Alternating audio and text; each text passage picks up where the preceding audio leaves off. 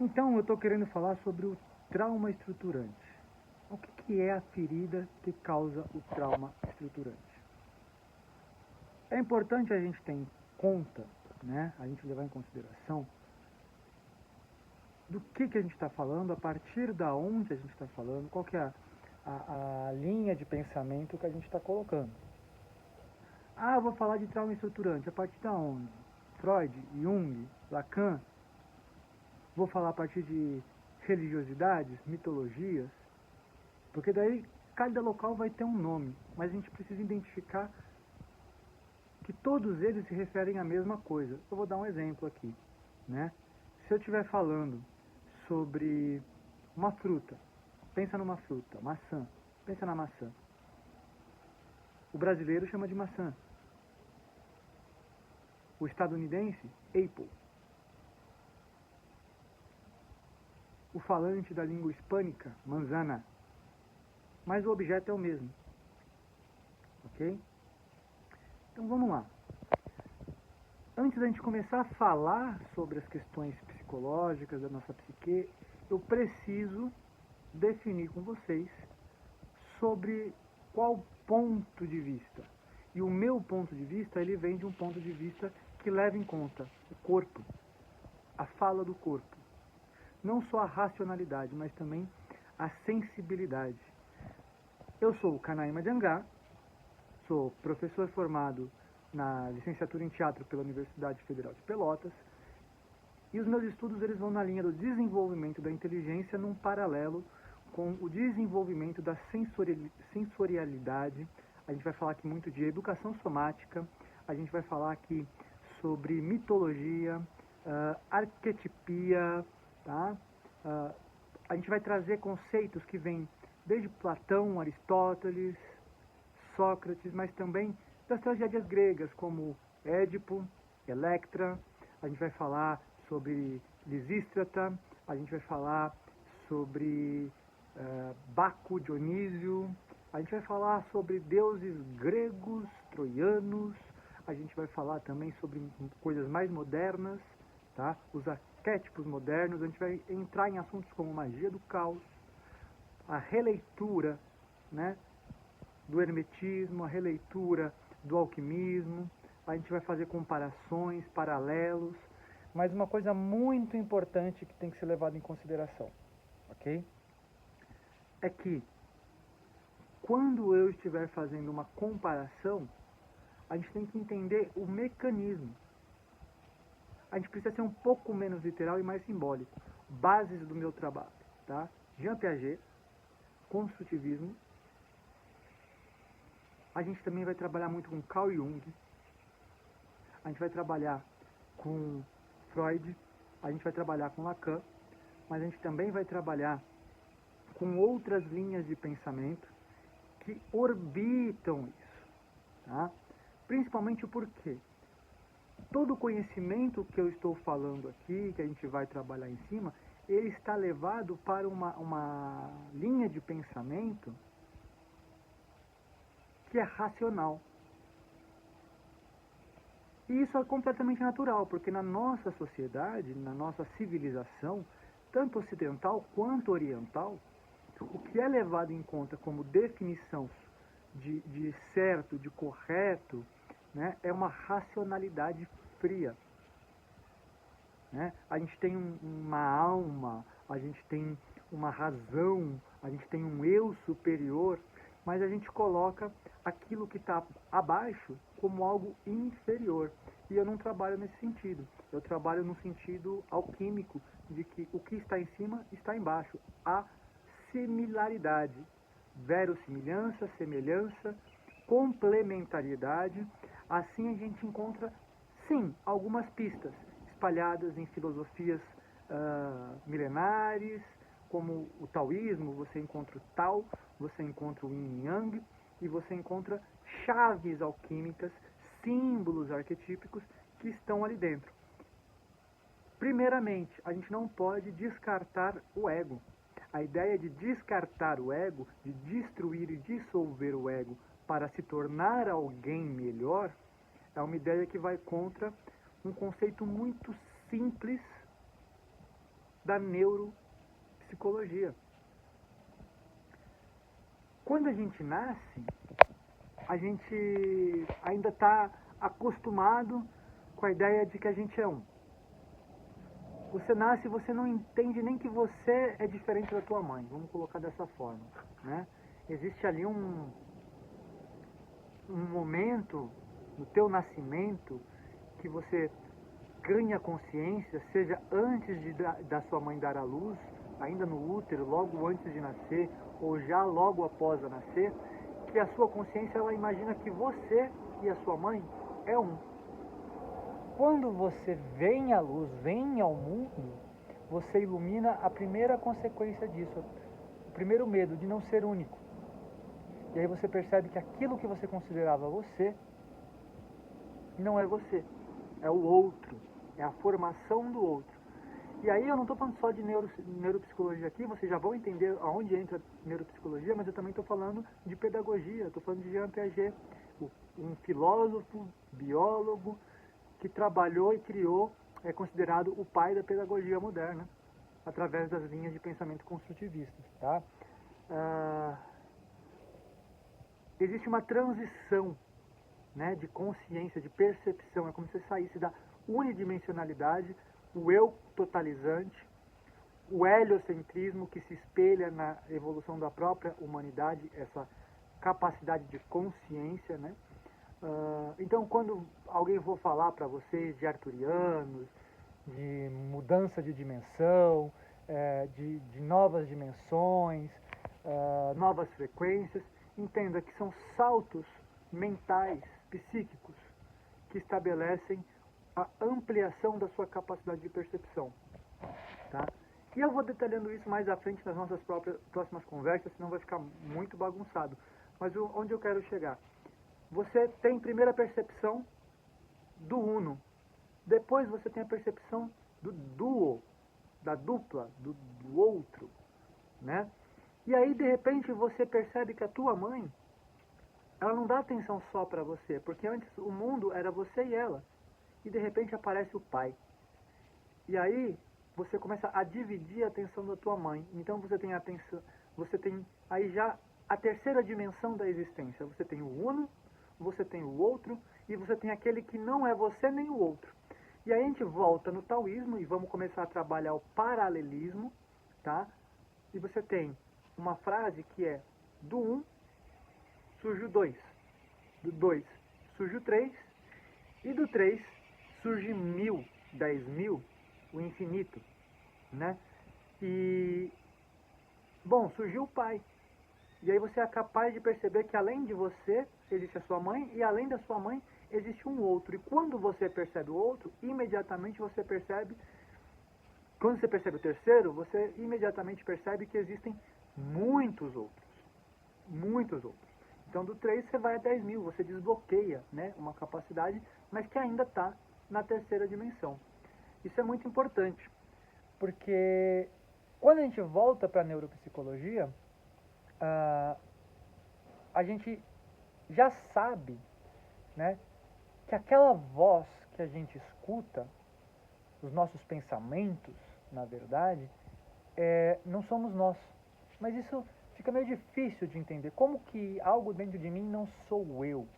É porque as pessoas começam a dizer: ah, não é você, então é externo, ou é algo falso. Não, não é você porque não é você na sua completude. O nosso trabalho aqui é de entender que uma parte nossa não é a gente, mas a gente é aquela parte. E o nosso cérebro, ele é dividido em dois hemisférios, o esquerdo e o direito.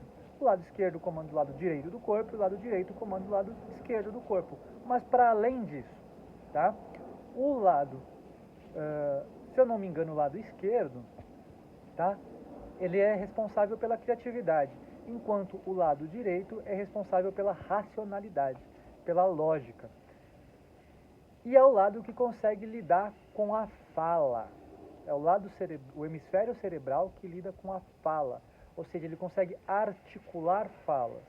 Então, veja, você tem a tua própria biologia colocando algo dentro de você que é capaz de informar para você o seu interior, os seus estados de humor, as suas racionalidades, as suas vontades, os seus desejos de forma organizada através da sua própria fala.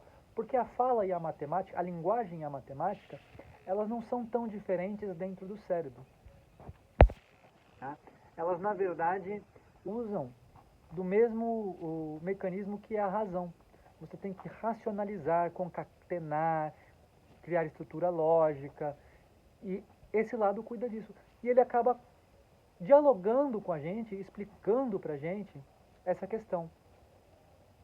Porém, conforme a gente vai crescendo, e a gente vai entrar aqui na pedagogia Waldorf, que fala dos setênios, a gente vai falar aqui de algumas coisas que falam sobre essa capacidade consciencial da gente subir níveis a cada 7 anos, né? Ou seja, a gente biologicamente se desenvolve e vai aumentando a nossa capacidade perceptiva, interna e externa, e aí você tem propriocepção, você tem intuição, né? Você tem diversas habilidades que vão se desenvolvendo ao longo do tempo e que dependem do desenvolvimento das habilidades motoras, sensíveis, corporais. Então aqui eu estou falando de educação somática, que fazem o quê? Vão dando a gente a capacidade de enxergar além, de ir além. Se você pegar hoje um homem qualquer, tá? E pedir para ele identificar uma cartela de cores com várias nuances, ele vai ser capaz de identificar um certo espectro, e dentro desse espectro, ele tem uma sensibilidade normal, mediana, vamos colocar assim, para variação, para as nuances entre as cores. Se esse mesmo homem for um artista visual, um designer, e estiver acostumado a observar e treinar a visão, ele começa a perceber nuances cada vez mais sutis. Então é sobre isso que eu estou falando. E quando você percebe nuances mais sutis, você também acaba percebendo mais informações do campo externo, do outro. E com isso o seu cérebro tem mais coisas para processar e ele acaba se desenvolvendo mais para dar conta daquilo, né?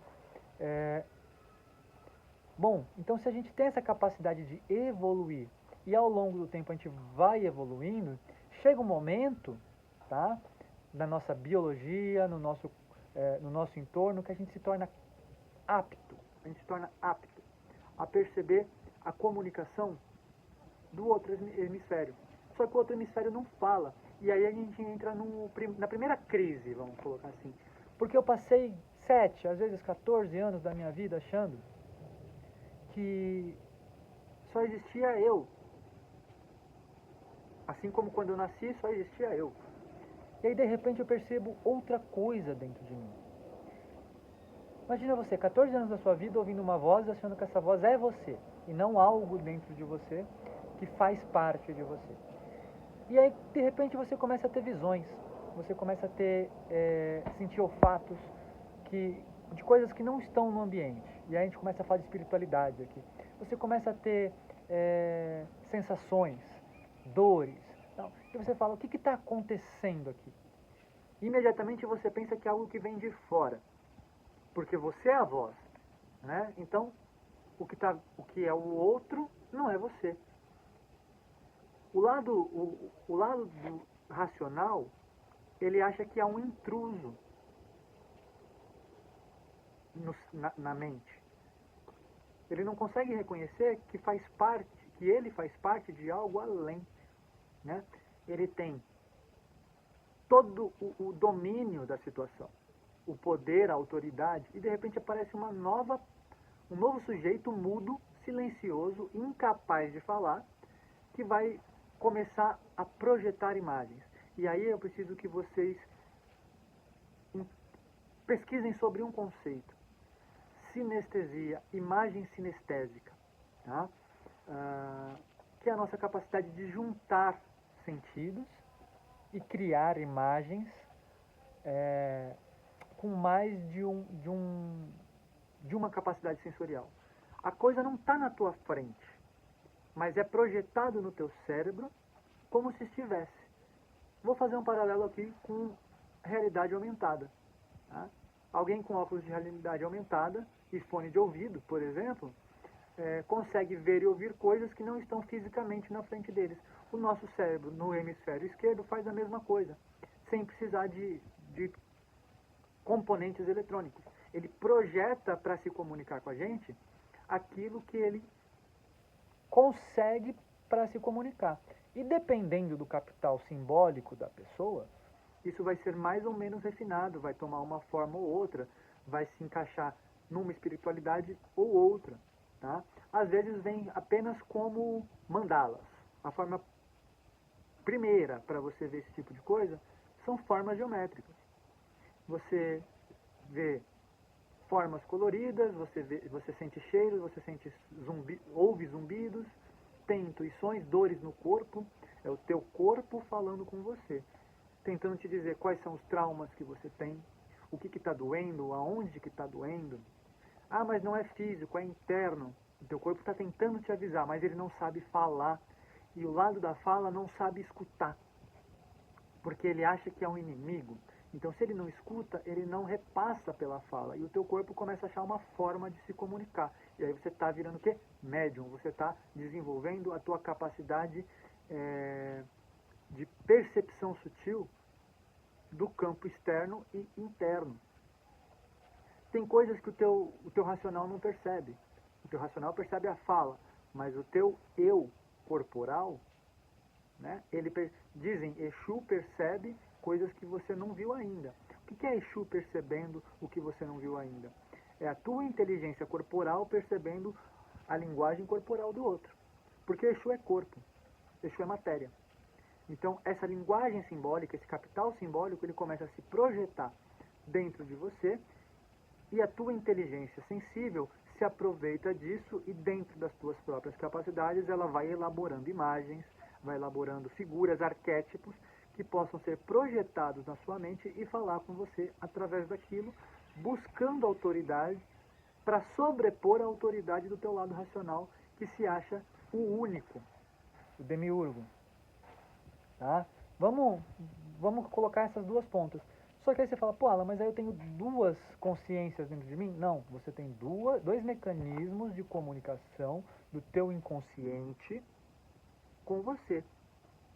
Por isso que eu falei aqui de Jung, por exemplo, de Freud, de Lacan, porque a gente vai trabalhar muito também com a ideia do inconsciente individual, do consciente individual, do inconsciente coletivo, e eu vou colocar uma quarta camada, que é o consciente coletivo desconhecido.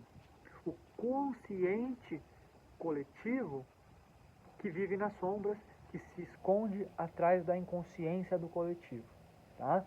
Porque o que tem dentro tem fora, se há duas camadas dentro, há duas camadas fora, e aqui a gente não vai trabalhar só com a ideia de Deus, a gente vai trabalhar com a ideia de deusa, e se Deus é a luz, e ele se mostra, a deusa é o vazio, é a sombra, e ela se esconde, tá? Isso é muito importante da gente colocar também. Bom, mas você tem aqui essa comunicação entre os dois hemisférios. Quando você tem a comunicação entre os dois hemisférios, você também acaba percebendo o terceiro ponto. Lembra? É só você, de repente é você e a sua mãe. Uno, duo, e aí você percebe o outro, que é o pai, ou a ausência do pai, né? O vazio ou a presença, mas você tem a percepção do terceiro, e isso te libera para perceber todo o resto, que você não é o centro e que existem muitas outras possibilidades de existência, muitos outros universos possíveis, né? Bom, você percebeu o lado esquerdo do cérebro, você percebeu o lado direito do cérebro, e aí você, tendo consciência que existem duas vozes na sua cabeça, você percebe que você tem a possibilidade de ser a terceira ponta disso. Aí a gente pode falar de símbolos aqui como trindades, né? Terceira, Pai, Filho e Espírito Santo, sempre o número 3, é sempre uma tríade, né? E aí você fala, então eu sou a consciência. E aí você tem o budismo e diversas linhas psicológicas e esotéricas que falam sobre você ser a consciência e não a voz A ou a voz B, tá? Só que aí eu vou pegar um pontinho a mais. Quando você percebe que você é a consciência e que existem duas vozes, você percebe também que existem mais. Que existem projeções que vêm de fora. interferindo dentro de você, que existem projeções internas que são contraditórias, tanto nos sentidos quanto na lógica. Existem caminhos racionais bifurcados, existem sensações distintas, você tem 5 canais sensoriais, pelo menos. Às vezes você está sentado num lugar que tá quentinho, tá agradável, né? Tá quentinho, tá agradável. Mas tá com cheiro ruim. Ou você vai comer uma comida e ela está visualmente bonita, mas o sabor não está. Você tem alguém, e aqui a gente vai entrar num ponto que eu vou deixar para outro vídeo, mas é a esquizofrenia, tá? Que é a questão do eu te amo, mas eu te machuco. Então a gente vai falar aqui de duplo vínculo. Só que o duplo vínculo ele pode ser estabelecido de diversas formas, em diversas frequências, tá? Eu sou teu pai. Você é minha filha, você é meu filho. Certo? Eu vivo dizendo que eu te amo, mas na frente dos outros eu te humilho. Em casa eu te bato. Olha que a tua razão está escutando que ele te ama. O teu corpo está sentindo dor. O teu ego está sendo humilhado. Você tem aí uma contradição cognitiva, que a gente chama de duplo vínculo, que vai gerar uma esquizofrenia, que pode vir a gerar uma esquizofrenia. Tá? Só que isso acaba gerando realidades internas diferentes e você acaba tendo que conviver com isso, e o que a gente chama de consciência é o nosso processo consciente de equilibrar, julgar, dizer isso aqui é verdade, isso aqui não é, os dois são verdade, mas isso me faz bem, isso me faz mal. No frigir dos ovos, no final da equação, o melhor é eu me afastar, não, vale a pena ficar. Apesar dos pesares, vale a pena ficar. Então você tem um mecanismo interno que te permite julgar, tá? E a isso a gente chama de Deus, tá bom? Mas eu vou encerrando por aqui. O vídeo já está um pouquinho longo. O que eu queria falar sobre o trauma estruturante? É que ele nasce daí. O trauma estruturante, aquilo que estrutura a nossa personalidade, ele nasce dessa condição de percepção do eu, do outro e do terceiro, que aí me permite perceber, né, ter a percepção da infinitude de possibilidades, tanto externas, mas principalmente internas. Tá bom? Eu sou Canaíma de Angá e eu fico aqui esperando vocês para a gente continuar esse papo um próximo dia. Tá bom? Não esquece de curtir, comentar, deixar a tua opinião, fazer as tuas colocações. Vamos enriquecer esse debate. Escreve aqui nos comentários o que você acha disso, o que você sente a partir disso. Você já ouviu falar sobre trauma estruturante? Do que você tem mais vontade de falar? Eu vou me direcionar pelo jogo, pelo lúdico, pelo fetiche. A gente vai falar de egrégoras luciferianistas, demonologia, a gente vai falar de espiritualidade de sombra, a gente também vai falar de espiritualidade de luz. E caso você queira fazer uma análise do teu inconsciente através do tarô comigo, me chama. Os meus contatos estão aqui, tá bom? Se não tiver aqui no vídeo, tá na descrição. Tem o meu Instagram, canaima.diangá. Só me seguir e a gente segue junto. Um abraço.